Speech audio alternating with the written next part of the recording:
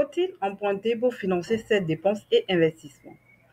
Alors, c'est la question à laquelle nous allons pouvoir répondre aujourd'hui euh, dans notre petite vidéo, dans notre petit cours. Je vous invite à suivre attentivement les explications. Bonjour, je suis Claudia Noutaï. Sur ma chaîne, j'explique les termes financiers sur l'audit et la finance et aujourd'hui, nous allons parler des emprunts. Alors, est-ce qu'il faut financer ses dépenses personnelles ou les dépenses d'une entreprise par emprunt, oui ou non? Et quels sont les différents types d'emprunts? Déjà, qu'est-ce que c'est qu'un emprunt? L'emprunt, c'est ce que une banque, une institution ou un individu vous prête euh, pour financer quelque chose que vous avez envie de, de, de réaliser. Il peut s'agir de l'achat d'une maison, d'une nouvelle maison, l'achat d'une voiture, la création d'une entreprise. Il peut s'agir de la réalisation de quelque chose, de l'organisation d'une kermesse, par exemple, ou bien d'aller faire un don quelque part et tout le reste. Il y a tellement de choses qu'on peut faire avec un emprunt, avec un crédit. Alors, quels sont les différents types de crédits? Les différents types de crédits sont les prêts bancaires, nous avons les obligations, les emprunts gouvernementaux, les crédits à la consommation et le love money. J'avais oublié ce petit détail, mais qu'on va quand même expliquer. Pour faire simple, je vais relire un peu le petit résumé que je vous avais prévu et puis continuer avec les explications. En finance, le thème emprunt fait référence à l'action de contracter un prêt, c'est-à-dire de recevoir une somme d'argent d'une partie prêteuse à l'engagement et de la rembourser ultérieurement. Cette opération est souvent assortie d'intérêts qui représentent le coût du capital emprunté. Les emprunts peuvent revêtir différentes formes en fonction des besoins financiers de l'emprunteur et des conditions convenues entre les parties. Voici quelques types courants d'emprunt en finance. Les prêts bancaires.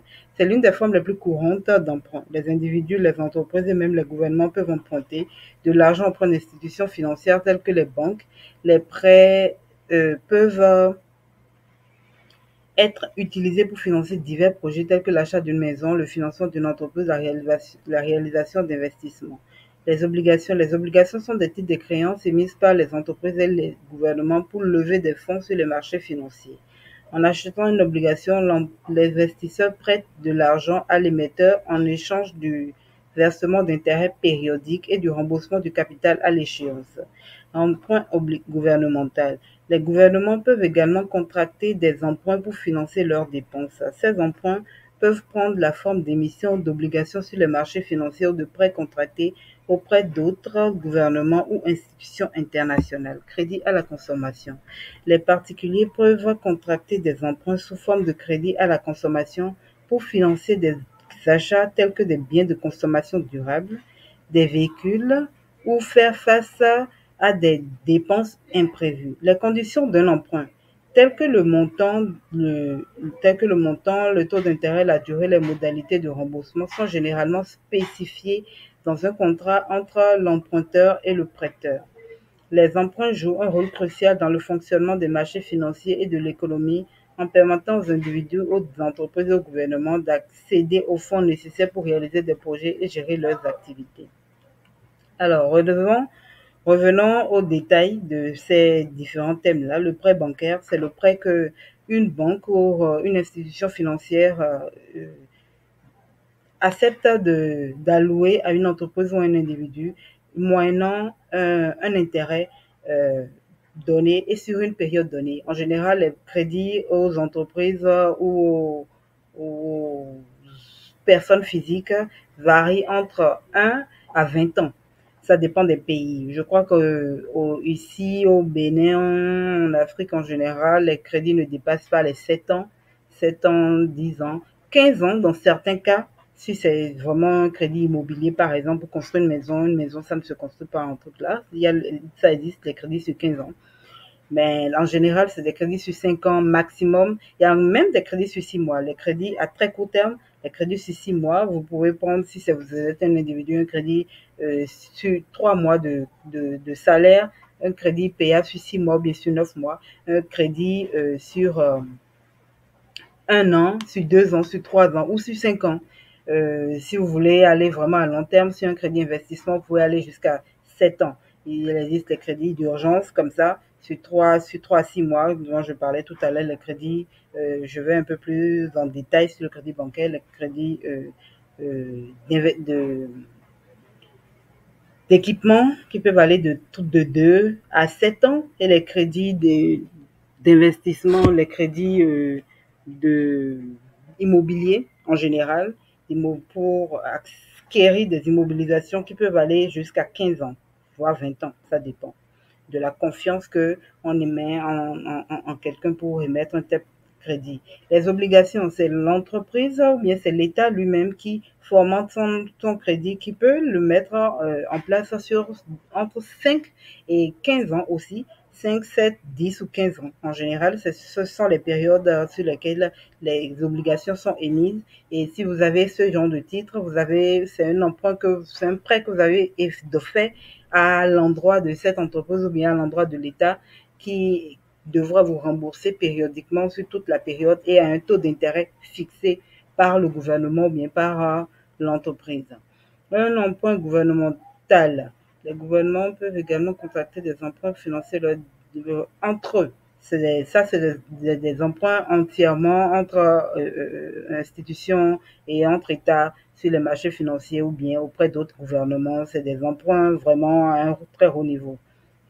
Les crédits à la consommation, c'est un peu comme ce que j'expliquais tout à l'heure par rapport euh, au crédit d'urgence, mais il y a un autre type de crédit, le découvert, c'est-à-dire que votre compte, la banque vous donne la possibilité de dépasser ce que vous gagnez, mais je vous le déconseille. Moi, je n'aime pas beaucoup ce genre de crédit là parce que ça veut dire que vous consommez plus que vous gagnez tous les jours. C'est un crédit contracté pour vous permettre de consommer, un crédit à la consommation. Vous achetez tout ce que vous voulez, tout ce qui vous passe par la tête, vous achetez. C'est pour inciter, c'est pour permettre aussi le développement des entreprises dans un État qu'on facilite les crédits à la consommation, facilite le découvert bancaire. C'est-à-dire qu'un découvert bancaire, c'est genre vous gagnez 25 000, mais la banque vous octroie un découvert de 5 000. Ça veut dire que vous pouvez aller jusqu'à 5 000 en bas, un 5 000 en négatif sur votre compte à la fin de chaque mois. Et dès que le salaire revient, ça éponge ça et vous continuez. Vous continuez, vous voyez que c'est un cycle entre griffes négatifs qui va se perpétuer continuellement avec un montant qui sera pompé à la fin de chaque mois. On risque facilement de ne jamais s'en sortir en utilisant cette situation-là. J'espère que vous avez un peu compris ce que je viens d'expliquer. Il y a aussi le love money. Par exemple, quand vous voulez démarrer une entreprise et que vous n'avez pas les fonds. Le love money, c'est l'argent que vos parents, vos amis, vous avez expliqué votre idée à vos parents, à vos amis qui ont décidé de financer votre entreprise, qui ont décidé d'injecter de l'argent dans votre entreprise. Cet argent-là est en général appelé le love money, c'est-à-dire l'argent qui vous a été donné par des personnes qui vous aiment, des personnes qui vous sont proches pour financer votre activité. J'avais oublié, je l'insère rapidement. Love money. Love money. Crédit octroyé par les parents ou les amis pour vous aider dans la création de votre entreprise pour créer votre projet associatif de votre entreprise. Ok, Love Money, je change rapidement la couleur. Ok, voilà, donc je crois qu'on a touché à tout.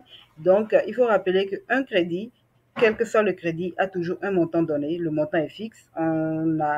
On vous dit, c'est vrai que le Love Money, bon, vous montez, vous pouvez définir par vous-même la cagnotte que vous voulez atteindre. Si c'est 10 000 $, 10 000 € que vous voulez atteindre en matière de Love Money, vous commencez par présenter votre projet à tous ceux qui vous engagent jusqu'à atteindre cette cagnotte-là. Il y a le financement aussi par euh, euh, euh, crowdfunding. Le financement par crowdfunding, vous allez sur des plateformes de crowdfunding qui expliquent le financement par crowdfunding, c'est aussi un crédit. C'est aussi un crédit que des personnes que vous connaissez pas choisissent de crédits octroyés par des personnes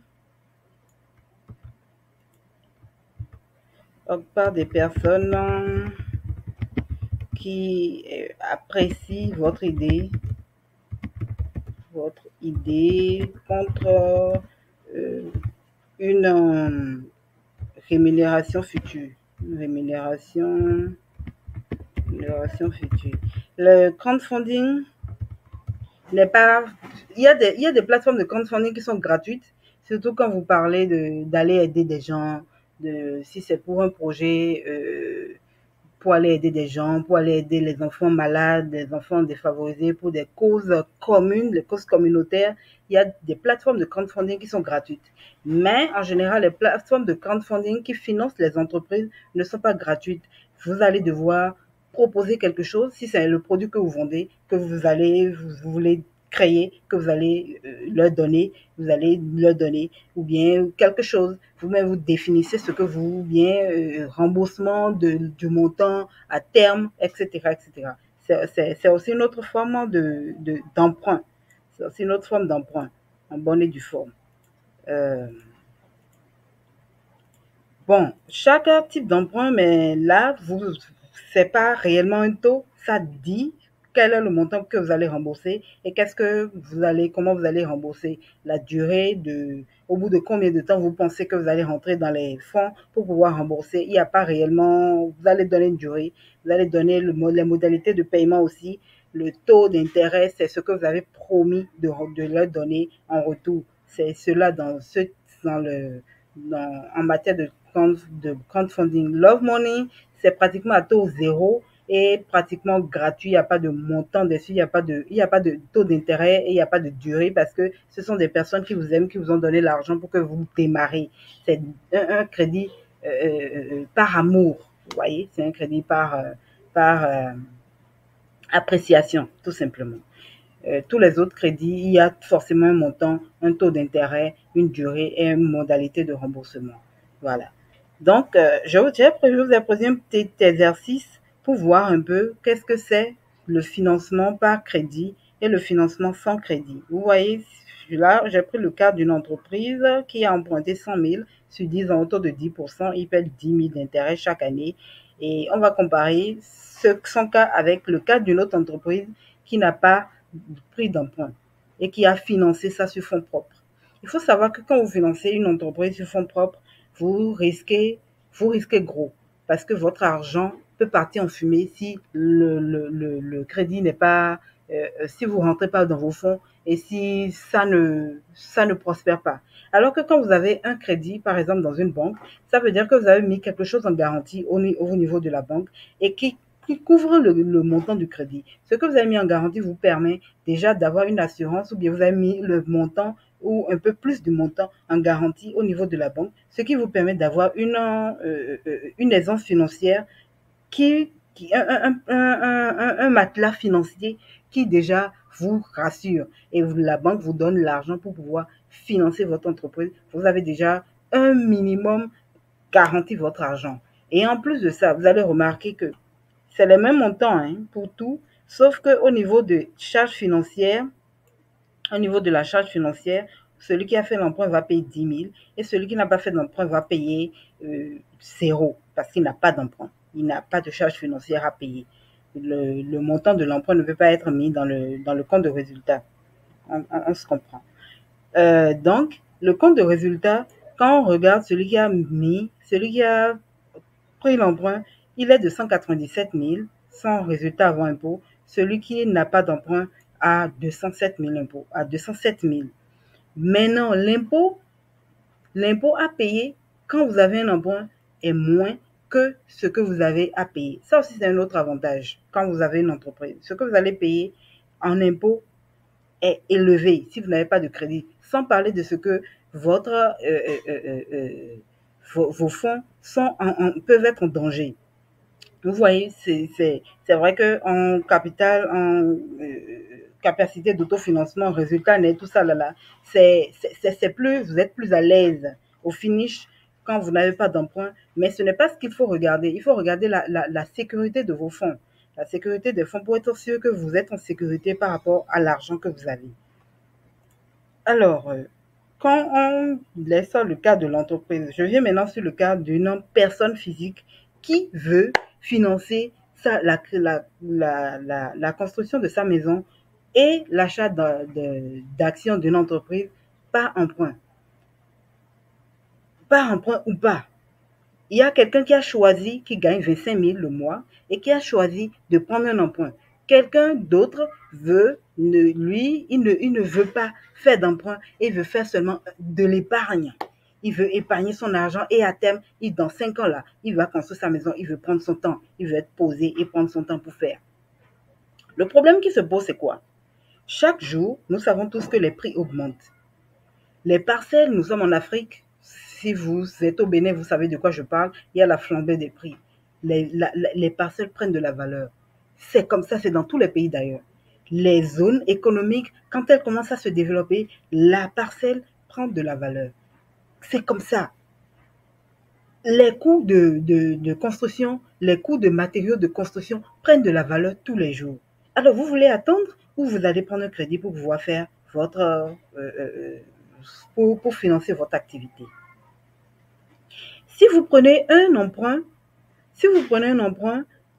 dès maintenant, alors que vous avez un salaire de 25 000, ça veut dire que vous allez déduire le prix de la parcelle qui, à ce moment-là, actuellement, coûte 80 000.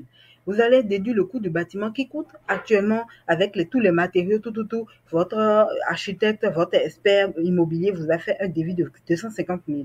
Et les actions que vous voulez acheter coûtent actuellement 50 000. Mais on prend le cas, dans 5 ans, vous attendez dans 5 ans et vous épargnez le même montant que vous devriez payer en épargne là. Vous épargnez ce montant-là tous les mois. Avec le risque que pendant 5 ans là, vous pouvez avoir un problème, un gros problème. Et vous dites, ah mais j'ai de l'argent qui dort là-bas. Vous allez mettre la main dedans. Et au finish, au bout des 5 ans, vous n'aurez pas 500 000 là en compte pour pouvoir financer tout ce que vous avez à faire. Mais là, dans le meilleur des cas, vous avez été vraiment très solide. Vous n'avez pas touché à l'argent jusqu'au bout des 5 ans. Vous avez 500 000 effectivement. Mais le problème qui va se poser, c'est que le coût de la parcelle n'est plus à 80 000. Le coût de la parcelle est désormais à 100 000. Le coût de bâtiment avec tous les matériaux de construction, tout, qu'on fait le point, ce qu'il faut payer à l'architecte, le coût de maçonnerie et tout le reste, le bâtiment coûte déjà 300 000, il ne coûte plus 250 000. Et l'action Orange qui a pris de la valeur, Orange a fait beaucoup de publicité, Orange a pris de la valeur, Orange a ouvert d'autres filiales, Orange est ci, Orange est ça, par-ci, par-ça, par-là, et tout ça, le coût de l'action de Orange a augmenté. Est désormais à 65 000. Quand vous faites le point, ce que vous gagnez au finish, quand vous allez déduire tout, votre épargne, dans 5 ans, vous reste 35 000. Alors que si vous faites ça maintenant, votre argent, tout de suite là, vous reste 120 000.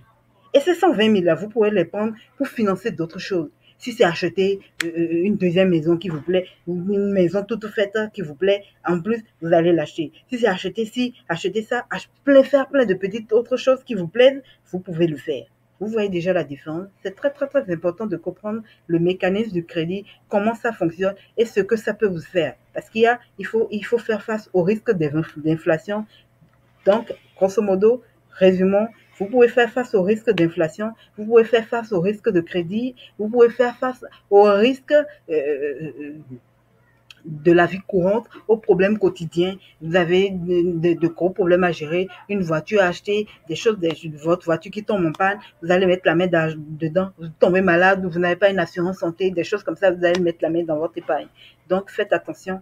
Il faut parfois financer ce qu'on a à faire par crédit. Toutes les grosses boîtes, tous les grands de ce monde ont un emprunt quelque part ont un crédit quelque part, prennent de l'argent dans des fonds d'investissement ou sur des marchés financiers quelque part pour financer leur entreprise, pour mieux comprendre ce qu'ils ont à faire, le revenu de ce qu'ils ont et mieux sécuriser leurs fonds. Euh, J'espère que vous avez plus ou moins bien compris ce que j'ai expliqué. Si vous avez des questions, si vous avez des euh, des incompréhensions, laissez-les moi en commentaire pour avoir plus de détails. Merci, très bonne journée à vous et